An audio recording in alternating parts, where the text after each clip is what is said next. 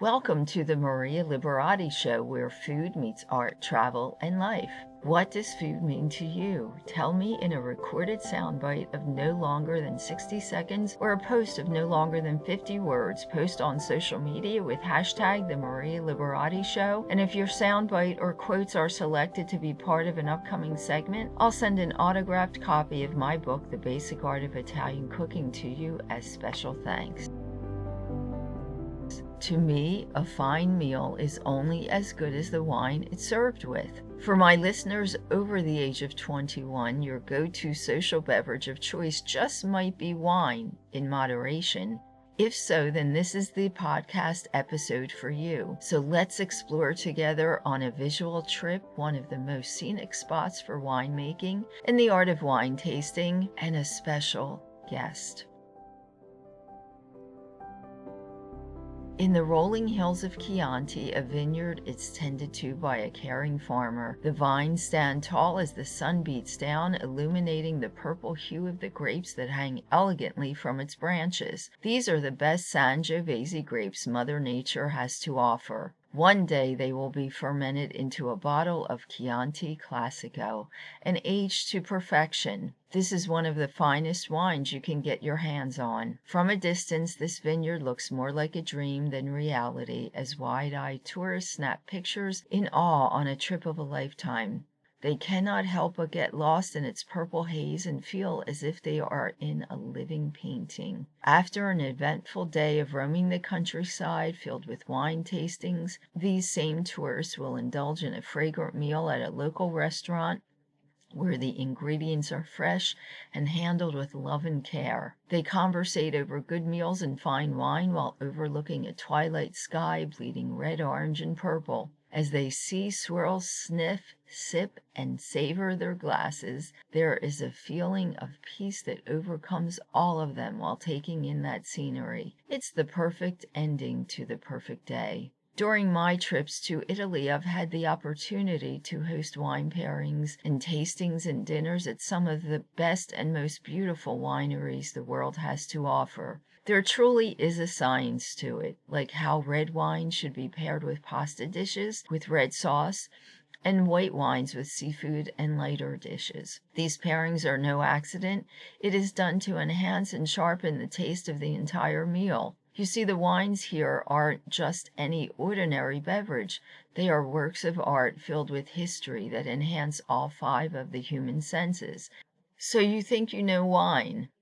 This is a question that has come to mind more frequently as people tell me the types of wine they pair with foods. There is a movement now which is trying to eliminate the old school rules of pairing the white wines with seafood and the reds with the red sauces. And I spent some time in the scenic hills of Chianti and spoke to Alessandro Gallo, the head winemaker at Castello d'Albola, well known for its Chianti and fragrant Vin Santo. He told me that the world is unfortunately transforming what used to be the art of winemaking into a quickie Coca-Cola style beverage that is more or less a fast food. Historically, food and wine were paired together to enhance or soften or sharpen each other's taste. I had to cringe when I was sent an article about someone who's pairing wine with hamburgers, hot dogs, french fries. I just can't imagine a fine Chianti Classico or Brunello di Montalcino crossing my palate with a hot dog. Wine coolers, well,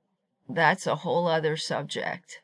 And you know what? If you don't have any space nor enough bottles of wine, you can also keep a virtual cellar, shop for wine, ask questions about wines, and watch some wine videos all online. And if you want to really experience the fine art of wine pairing, here are some tips. A glass of wine should always be accompanied by a food that coordinates with its particular taste. Pair that wine with an appetizer or meal, and really concentrate on the taste that is on your palate so that you really understand what you are experiencing. If your budget allows, even just once, or twice. Try a wine with history or a wine with a DOC, like a Brunello di Montalcino, Amarone, Montepulciano, Chianti, wines that are works of art, not just a social beverage. A DOC means that the wine is made according to the regulations for that particular vine.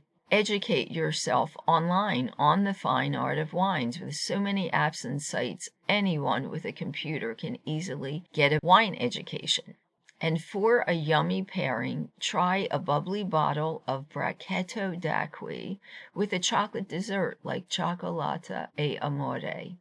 It's a dessert, chocolate, and love. From my book, The Basic Art of Italian Cooking, Holidays and Special Occasions, the one that won the Gourmand World Cookbook Awards, and it's available at marialiberati.com. And here's the recipe. 2 eggs, 8 ounces of dark chocolate, a tablespoon of liquid coffee, a tablespoon of butter, a tablespoon of sugar, 6 lady fingers or Savoyardi, 2 ounces of shaved dark chocolate. Separate the eggs into 2 bowls, one for the egg whites, one for the yolks. Beat the egg yolks with a fork until frothy. Beat the egg whites with a wire whisk until soft peaks form. Melt the chocolate in a double boiler, stirring constantly with a wooden spoon. Add in liquid coffee and butter. Stir. Then with a wooden spoon, stir in the frothy egg yolks. Fold in the beaten egg whites and sugar. Stir till blended well and remove from the heat. Set aside. Cut the lady fingers in half lengthwise. Cover 2 small molds with parchment or baking paper. Arrange sliced lady fingers on sides of the molds. Pour in chocolate mousse mixture. Place in freezer for 30 minutes. Remove the cakes from the molds by pulling on the parchment paper. Place each cake on serving dishes. Garnish with shaved dark chocolate. And don't forget that glass of Bracchetto d'Acqui. And now for today's special guest. She's known as the Italian wine girl, Laura Donadoni. But I'd first like to give a special thanks to one of my listeners. You know, we have listeners all around the world, and I'm always telling you to email me or social media, contact me with any suggestions or tips or ideas for upcoming segments. And I want to give a special thank you to Gene Bosky, who is the wine buyer at Saratoga Wine Exchange in Boston Lake, New York, and a special listener for his suggestion, sending me the contact information for Laura Donadoni, the Italian wine girl. Thanks, Gene. Laura, ciao. Mille grazie for being on the show with us today. Can you detail for our listeners your path to becoming an international wine superstar and what inspired you? What excites you about wine? Tell us all about that. Yeah, first of all, thank you, Maria, for having me, and congratulations for your Italian pronunciation of my name, last name, and for saying grazie mille so perfectly. So thank you so much first. And then thank you also for the introduction. A wine superstar is maybe too much for me. I'm very humble, but anyway, that's the question. That's the focus. Wine is my profession, and maybe you're asking me how I got here and which is the path that professionally brought me to wine. And I tell this story in my last book, which is published now only in Italy, but the title is Come il vino ti cambia la vita. That means how wine can change your life. And wine has changed my life in the last 10 years because I started out as a journalist in Italy. I was writing and telling about politics, about, the local news, the national news. And so my career was in that area, in the journalism. But then, for some, adventure I had in my life, I decided to focus on telling good news and not bad news. So I chose to talk about wine, which always bring me with bright people, optimistic people, happy people, because in the world of wine, always meet people very passionate. Because to produce wine, you have to be very passionate and very optimistic, because you have to find a compromise between what Mother Nature gives you in terms of grapes and vines and what you want to craft out of that product. So it's always a compromise between nature and man. And you have to be very, prepared to every risk and to accept what is happening around you in order to make a good wine. So, to come to your question, to become a wine professional, I first of all studied a lot about wines. So I became a certified sommelier first in Italy with the Italian Sommelier Association, which is called AIS, A-I-S. And then I became a certified sommelier in the US with the North American Sommelier Association.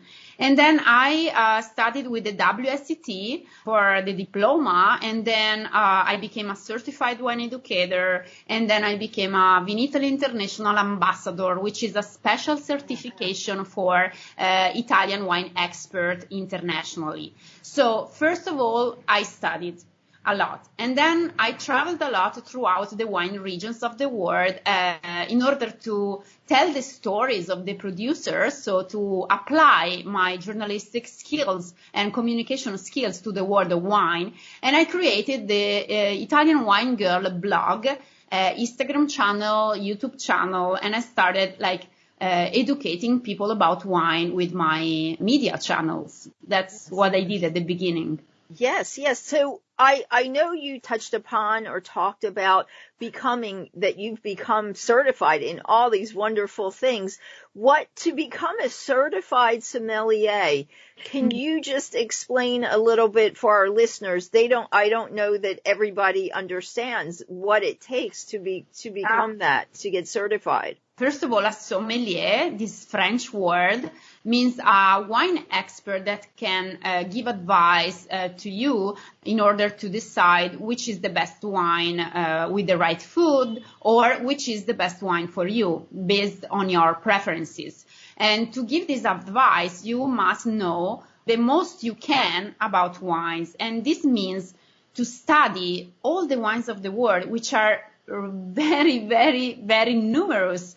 Think about this. In Italy, there are more than 600 certified different kind of grapes, and we produce more than 1,500 different kind of wines. Only in Italy, which is 1/3 of the numbers of the world. So if you want to really know about wines, you have to study a lot of geography, a lot of geology, a lot of viticulture, agricultural techniques, and then you have to train your senses. So you have to train your nose, you have to train your mouth, your taste, because you have to be able to recognize the styles of these wines and to tell people about them. So it's a double, focus on the theoretical part with a lot of study, and with the practical part, which means a lot of training. So tasting a lot of wines and being able to recognize them, even blind tasting.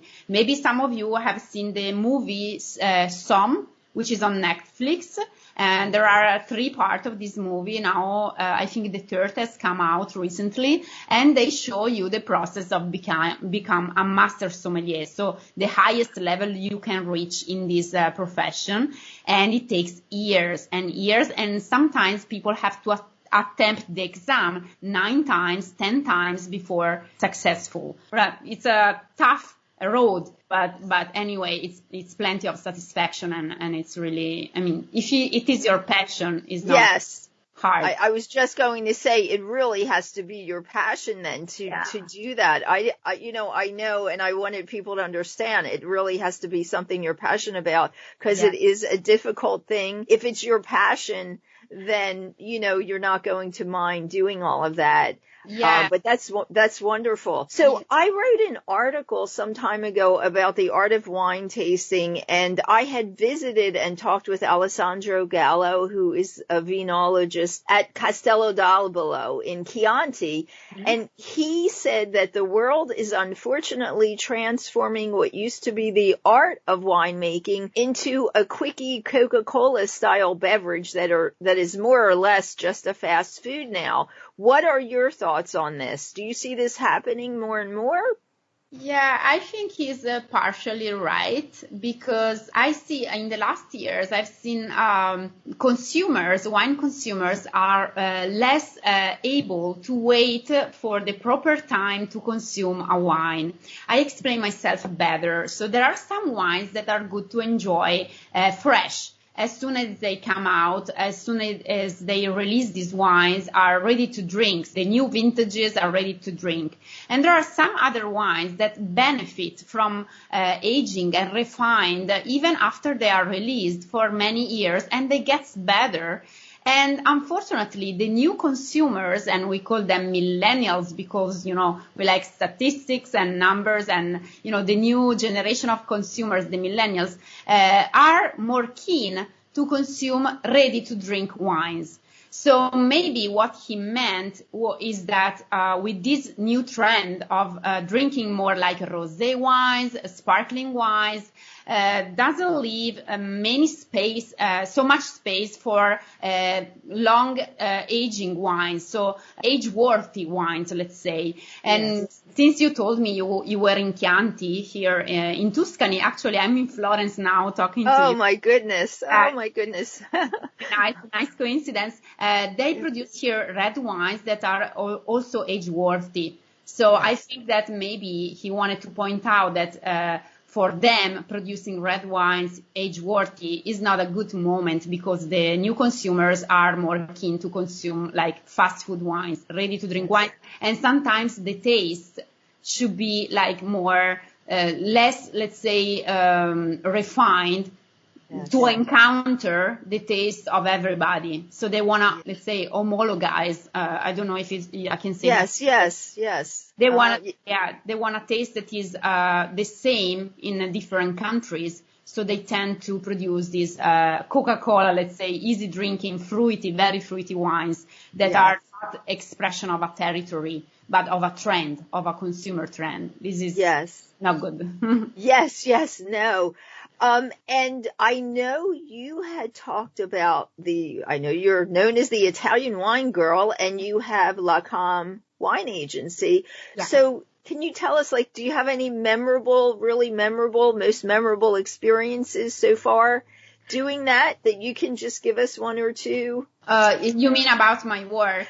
Yes, about your work as the Italian wine girl or La Cam Wine Agency. I know you're passionate about what you do also, as I am, so I'm sure they're all memorable. Do you have any that really stands out? I remember with particular, affection, some moments during my wine classes, because with the Italian Wine Girl and the wine agency I own, we organize wine classes for consumers, for professionals, and our goal is to explain them some Italian wine regions, to let them know new products, new area, maybe unknown Italian wine regions that need to be promoted in the US. So that's the goal.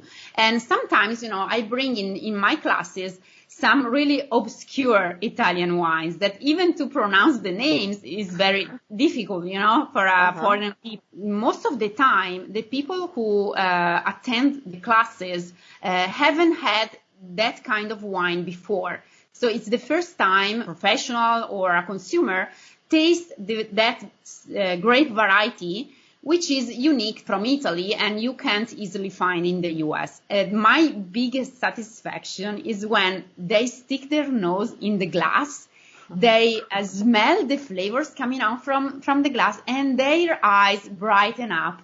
And I see the surprise, the amaze. I see them really enjoying something new for the first time. And that's my biggest satisfaction, because it means they will remember that moment forever, because it has been the first time they met that very wine, they met that very grape, and they will remember it. And so being part of that emotional moment is something really fulfilling, and I really enjoy what I do because of that moment. That is wonderful. It's nice. It means it's like you mattered to someone. You did something special for them by introducing them right to that special wine. So that's wonderful. Yeah. So you have a podcast, is that correct? Yeah, I do, but unfortunately it's in Italian. That's what made you want to tell your stories? The podcast is in Italian. Is for me, my Italian followers, because they always ask me about the US and the US trends and the US market and what I drink in the US, if I like California wines, if I like Oregon wines. So they are really curious about your local market and your local wines. So I thought maybe I can tell them some stories about the American wine as I tell the story about Italian wines to the Americans. Yes. So I can which side and it's very, I like doing podcasts because my very first journalistic job was in the national radio in Italy. So I really like to talk to a microphone, better in my language, because I know that in English I'm not so proficient. But anyway, so the podcast is in Italian. So if some of you who is listening is studying Italian, maybe they can listen to my podcast and exercise.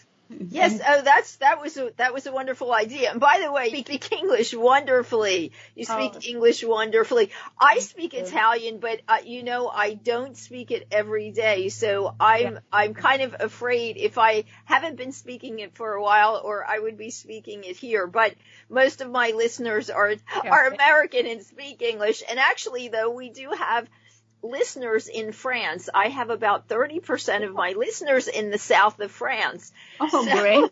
Yes, but 70% are in the U.S. So, and we just have a small percentage in Italy. So yeah, most of the listeners do speak English. But anyway, yes, your English is wonderful.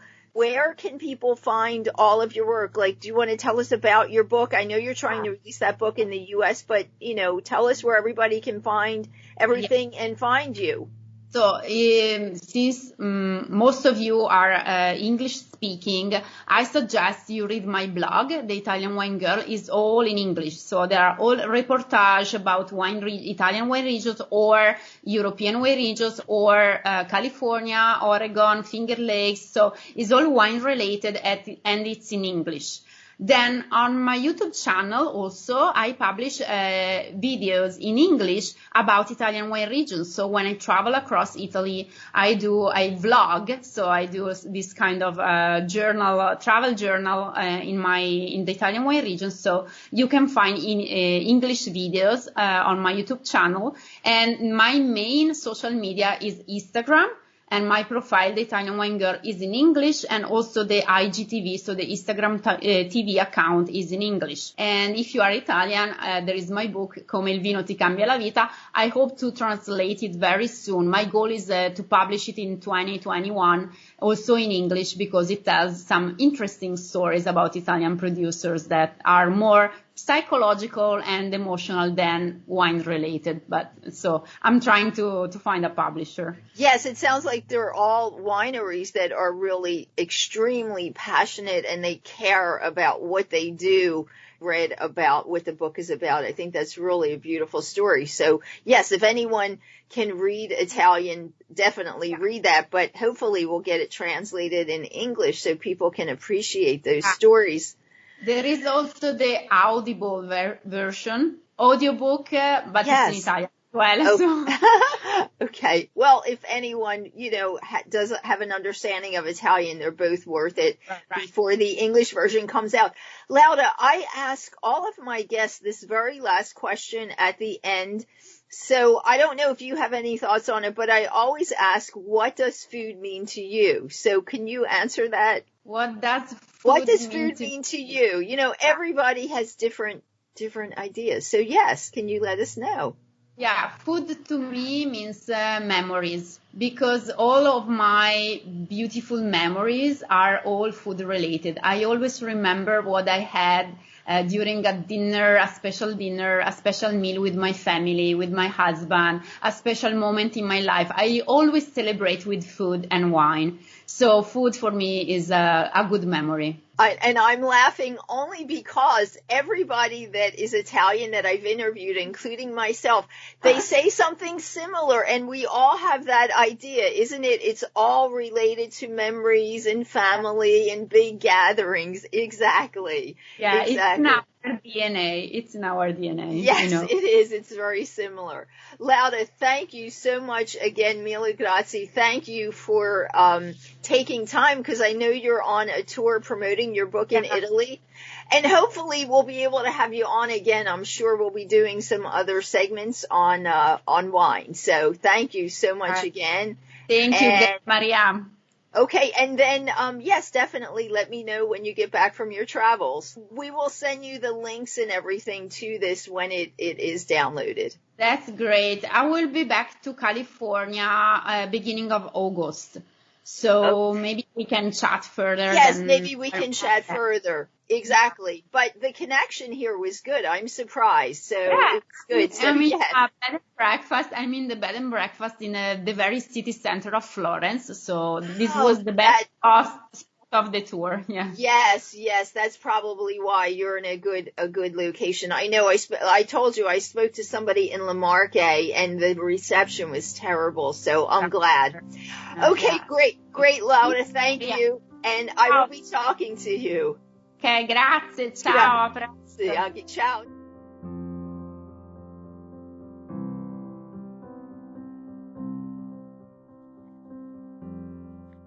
Thanks for listening to the Maria Liberati Show. And if you create the recipe I gave in today's segment, Cioccolata e Amore, Chocolate and Love, or any recipes inspired by today's segment, or my book series, The Basic Art of Italian Cooking, take a photo and post on social media and my blog and hashtag The Maria Liberati Show. We are gathering photos for a page on my website and would love to feature your photos. Thanks to my producer, Britton Roselle, and my writing intern, David Hunt, and this week's special guest, Lauda Donadoni. And don't forget to post your answer to the question, what does food mean to you, in a 60-second or less soundbite or a 50-word or less social media post. Hashtag The Maria Liberati Show, and you could win a book from the Basic Art of Italian book series. And if you have any ideas, questions, or tips for upcoming segments, let me know on social media, my blog, or email me at maria@marialiberati.com. Follow me and message me at twitter.com/Maria Liberati, that's with a capital M, Facebook at Chef Maria Liberati, Instagram at Maria Liberati, and Chef Maria Liberati, LinkedIn at Maria Liberati. Until next time, peace, love, and pasta.